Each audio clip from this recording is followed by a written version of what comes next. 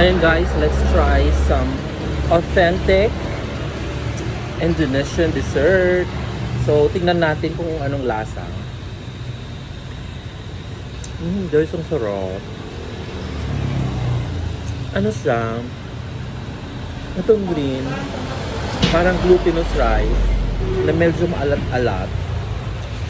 Ewan ko kung anong nilagay. Tapos, meron siyang parang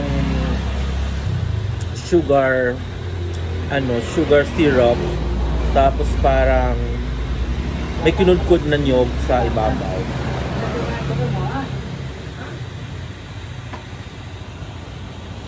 It really feels good guys to discover mga authentic food na ganito, like authentic desserts whenever you are in a different country. So there, thank you, have a great day, God bless, mama.